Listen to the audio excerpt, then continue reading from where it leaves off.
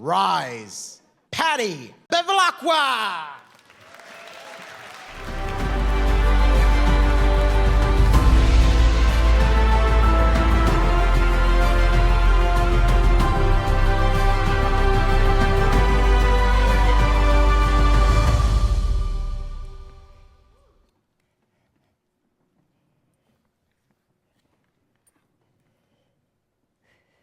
The results from the MRI confirm you have multiple sclerosis. 4 words that suck the air out of my lungs. I can't breathe. My doctor's lips are still moving.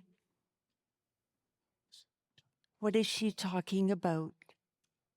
Explaining maybe? Treatment maybe? Options maybe? But all I hear is the pounding in my ears and those life-changing words. You have multiple sclerosis, again and again and again.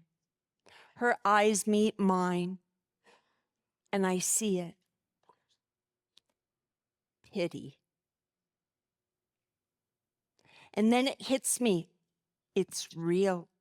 I'm the patient. I'm the diagnosis. I'm consumed by fear. Fear of never living the life most girls my age believe is waiting for them. Who will love a girl whose body might betray her? Will I walk down the aisle with my dad? Will I hold a baby that looks like me?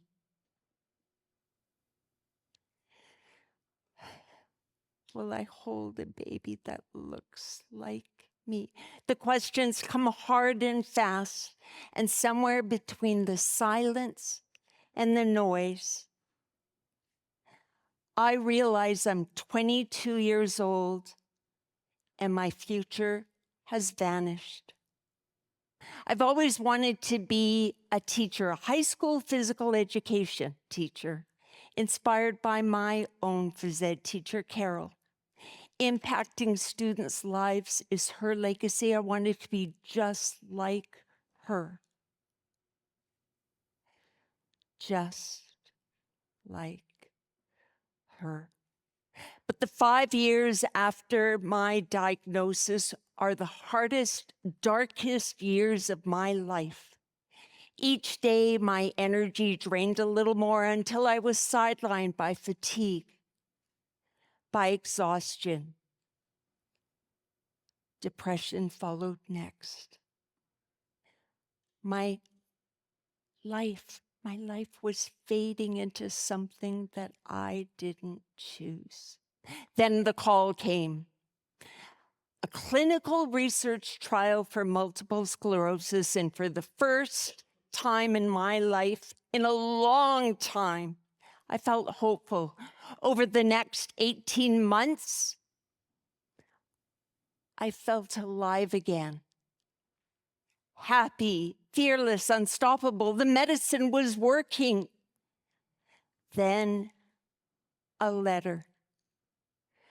The research trial has been discontinued. And by the way, Patti, you were on the placebo. Placebo, a pill with no medicine, had completely changed my life.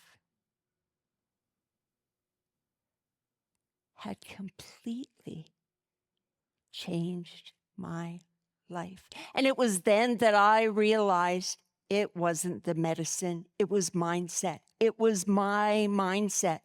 And since then, I've stood on stages, I've written a book, I've done TEDx, I've shared my story with people around the world, not because my life turned out perfect, but because it didn't.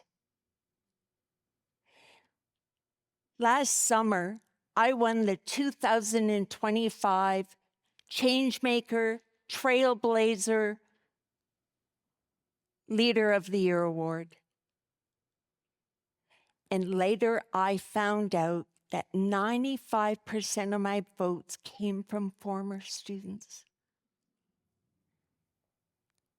And I realized I am like Carol.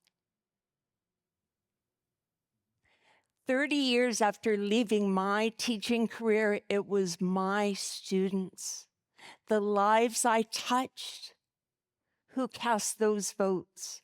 That's legacy. And proof your story never ends. But tonight isn't only my story. It's for anyone who has sat in that cold doctor's room, who's got the dreaded call, who ever thought, why me? Your life is worth more than the limits the world throws at you,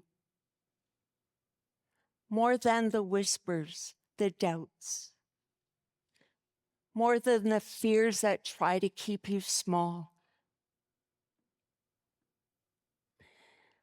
So tell me, what makes a legacy? How tall you stand? I don't stand, but I'm proof that you can rise. And tonight on this stage, this is me standing. Thank you.